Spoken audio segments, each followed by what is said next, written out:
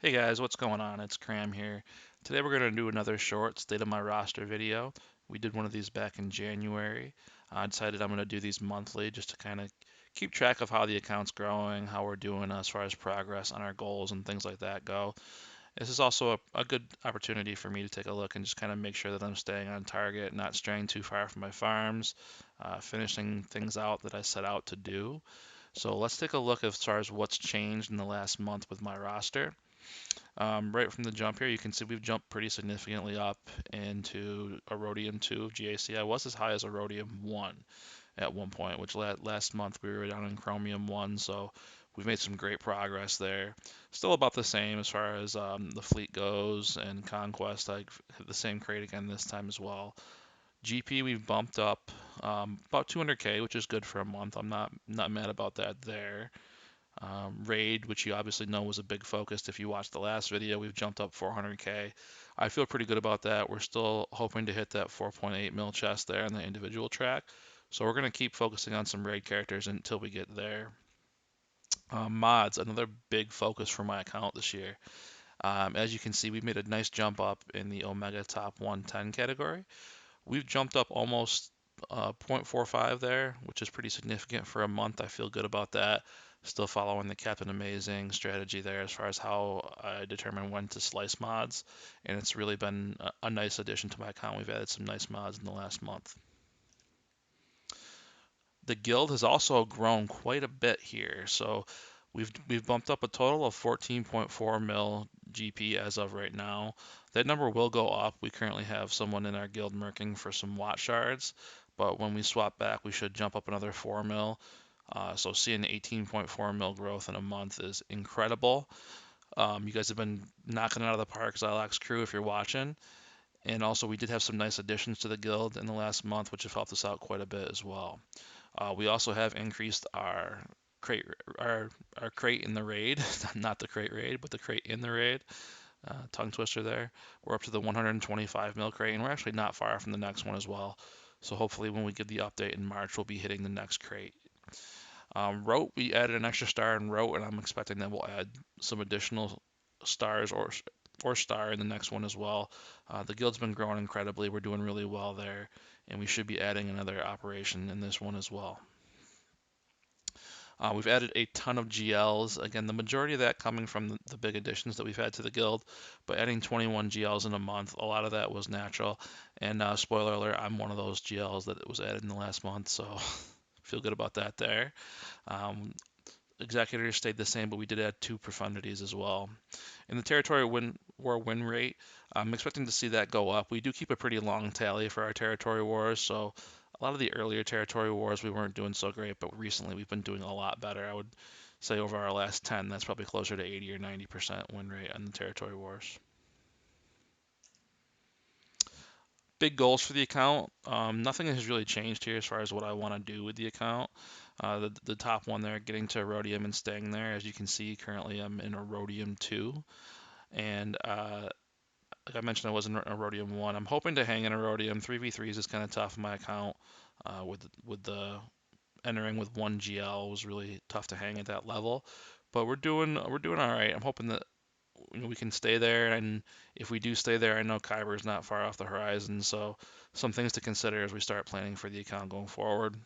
Raid, we're not far off of that goal. Territory War, I'm going to talk a little bit more about coming up here on the next couple slides. And then the Jedi Kale mission is still a goal for us, and Rote as well. That's more a goal of once we start to get into doing Rote twice a month.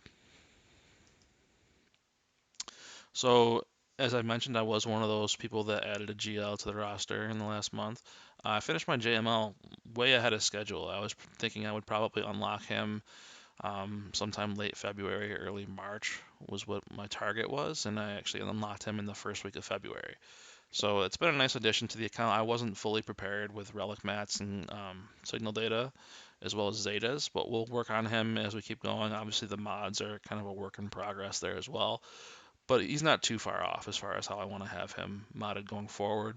And that's the team that we're going to run with him for now. I do plan to bring Jedi Knight Revan up to Relic 5 for Datacrons in the near future as well, once we get some materials freed up and we finish JML. Territory Wars, Keller and Beck, I did apply the Zetas and the Omicron to him, and that's a team that I'm very excited to work on. The only one currently that I have at Relics is Jedi Knight Anakin, which that team works with just him at Relics. I would like to bring the rest of the team up there. I have used Keller and Beck in GAC as well, and he's a nice addition to that Qui-Gon team. Kind of gives you a little second boost there. Bring Qui-Gon back, get a second pop from Anakin. It's a nice little synergy. It's a team that works well, and I still think that Galactic Republic and Separatists are going to be a big feature in 2024 in Star Wars Galaxy of Heroes. So I'm happy with that investment.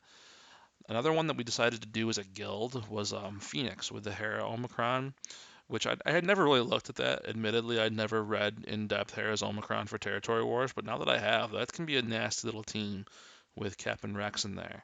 So Captain Rex is going to be my next relic. He'll be the one that I bring up to G13, and I think I'm targeting R5 for him. It was a nice team to build. It was low-hanging fruit. I did do the Shadows of the Empire Lightspeed bundle, so that helped me have the whole team at R3. So it'll be once I have them all at relics, it'll be a nice little team to use in Territory War. And one of the nice things about both of these teams is you can use them either on offense or defense. So as we kind of adjust plans in the guild and what we want to do, there's always going to be a home for these teams, and it'll be nice to have. On the near horizon for me, Zori Bliss, she was recently accelerated. I have that team built up. I've committed to Omicrons, I've committed the Zetas to Zori and Finn. I have her currently at 6 stars, but now that she's accelerated, I'm expecting to have her at 7 stars, I would say, within the next month or so. If it doesn't even take that long, it wouldn't surprise me. But she'll be going to relics as well. And then Darth Bane, who's going to be my first conquest character. That's not the Darth Bane you see in game. That's the Darth Bane from the books. Hashtag not my Bane. But I'm expecting to have him unlocked probably month four or five in conquest. I've got a significant amount of conquest currency saved up, so I will be purchasing him in the conquest store as well. But I'm really excited to unlock him. As far as plans and where I'm going to use him, as of right now, I don't have a team really built for him. I don't have C. I don't have any plans to farm C anytime soon. I might run him as a duo with Darth Vader potentially and see how that works out. I also have Darth Revan up at Relics, but that's a team that I'm a little more confident in, and I don't want to necessarily break up to run with Bane. So we'll see what works. I do have the benefit of probably seeing for a month what the meta shakes out to be with him. But Darth Bane is one of my favorite characters from the EU. Really excited to add him to my roster. Initially, I thought I was going to be hitting a pivot point probably a little bit later, but JML accelerated. I'm ahead of schedule here, so I'm thinking it's going to be time to reassess where we go with the account, probably sometime towards the end of March, early April. The priorities don't change, though. I think the new raid will be announced by then. That will be my top priority. You want to maintain that raid score, stay near the top, and make sure that you're getting the most you can out of that individual track and also helping the guild out. As far as what my next big farm will be, I'm probably still leaning towards Java. I'd like to have that mod event, the Smuggler's Run 2, as an option for me and to add some income into my account. But up until that point, I'll probably just continue to bulk up some of my existing teams, bringing up characters like Captain Rex, Zori, Bane when I unlock him as well. Things that will be low investment, high reward for my account and kind of round things out.